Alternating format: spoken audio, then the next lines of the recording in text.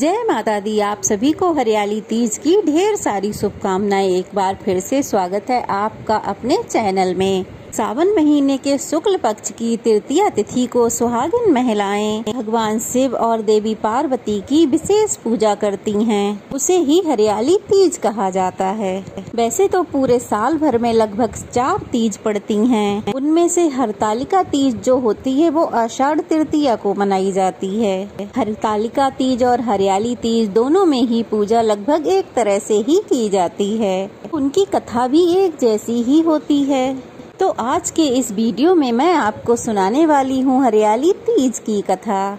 हरियाली तीज के दिन सुहागिन महिलाएं निर्जला व्रत रखती हैं। इस व्रत को करवा चौथ के व्रत से भी कठिन बताया गया है, क्योंकि इस दिन महिलाएं पूरे दिन बिना जल और बिना भोजन के बिताती हैं और दूसरे दिन स्नान करने के बाद और पूजा करने के बाद ही व्रत का पारण करती हैं, मतलब कि व्रत खोलती हैं। इस व्रत को करने से अखंड सौभाग्य की प्राप्ति होती है। अगर पति पर किसी प्रकार का कोई संकट है तो हरियाली तीज का व्रत करना चाहिए। लेकिन कहा जाता है कि अगर आपने एक बार हरियाली तीज का व्रत प्रारंभ कर दिया तो फिर आपको पूरे जीवन इस व्रत को जरूर करना चाहिए।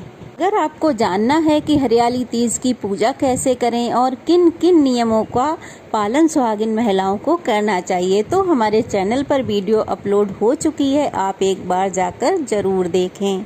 चलिए अब शुरू करते हैं हरियाली तीज की कथा प्रारंभ करने से पहले आप सबसे हाथ जोड़कर अनुरोध है कि वीडियो को लाइक कर दीजिए और ढेर सारे कमेंट कीजिए। नए हैं तो जल्दी से चैनल को सब्सक्राइब कर दीजिए।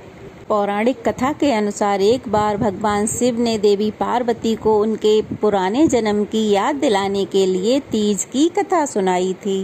भगवान शिव कहते हैं, देवी तुमने हिमालय पर मुझे एक वर के रूप में पाने के लिए घोर तपस्या की थी। अन्न जल का त्याग किया था, पत्ते खाए थे और सर्दी गर्मी बरसात में भीषण कष्ट भी सहे थे। इस प्रकार तुम्हारे इस तरह तपस्या करने से तुम्हारे पिता बहुत दुखी थे। तब नारद जी तुम्हारे घर पधारे और उन्होंने तुम्हारे पिता से कहा कि विष्णु भगवान देवी पार्वती से विवाह करने के इच्छुक हैं और उन्हीं के कहने पर मैं आपके पास आया हूँ। अगर आप अपनी कन्या का विवाह भगवान विष्णु से कराना चाहते हैं तो आप अपनी राय बताइए। ऋषि नारद की बात सुनकर पर्वतराज हिमालय खुशी खुशी तुम्हारा विवाह भगवान विष्णु से करने को तैयार हो गए। तब नारद जी ने विष्णु भगवान को यह समाचार सुना दिया, किंतु जब तुम्हें इस बात का पता चला तो तुम्हें बहुत दुख हुआ, क्योंकि तुम मुझे अपने मन से अपना पति मान चुकी थीं। तब तुमने अपने मन की ये बात अपनी सहेलियों को बताई और फिर तुम्हारी सहेलियों ने तुम्हें एक ऐसे घने जंगल में छुपा दिया जहाँ पे तुम्हारे पिता नहीं पहुँच सकते थे। वहाँ जाकर तुम कठिन तपस्या करने लगी। महल से अचानक इस प्रकार गायब हो जाने पर तुम्हारे पिता ये सोचने लगे कि अगर कहीं इस समय भगवान विष्णु बारात लेकर आ गए तो क्या होगा।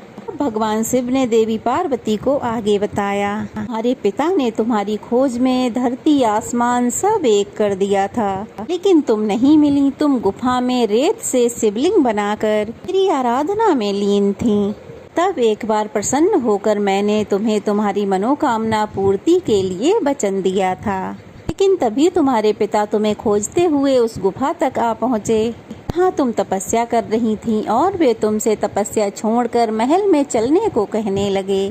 तब तुमने उन्हें बताया कि तुमने अधिकांश जीवन तपस्या करने में व्यतीत किया है, क्योंकि शिवजी को पति के रूप में पाना चाहती हो और आज तपस्या सफल रही। शिवजी ने आज तुम्हारा वरण कर लिया है। अब मैं आपके साथ एक ही शर्त पर घर चल सकती हूँ कि आप मेरा विवाह शिवजी से कराएंगे। इसके बाद पर्वतराज हिमालय ने तुम्हारी बात खुशी खुशी मान ली और फिर बाद में हमारा विवाह पूरे विधि विधान के साथ किया गया। हे देवी पार्वती, तुमने जो कठोर तप किया था उसी के फलस्वरूप हमारा विवाह हो सका। सबसे पहले इस व्रत को तुमने ही किया था और व्रत के समय तुमने अन्न और जल का त्याग कर दिया था। इसलिए हरियाली तीज के दिन जो भी सुहागन महिला इस व्रत को पूरे विधि विधान से करेगी तो मैं उसे मनोवांछित फल प्रदान करूंगा। इस तरह हरियाली तीज का व्रत करने के बाद जो भी सुहागन महिला इस कथा को सुनती है, दूसरों को सुनाती है, तो उसके पति की आयु लंबी होती है। तो ये थी हरियाली तीज की कथा। उम्मीद करती हूँ आप सबको अवश्य पसंद आई होगी। पसंद आई हो तो वीडियो को लाइक कीजिए, कमेंट कीजिए और अगर नए हैं तो चैनल को सब्सक्राइब कीजिए। तो चलिए फिर मिलते हैं, तब तक के लिए जय माता पार्वती, जय भोलेनाथ।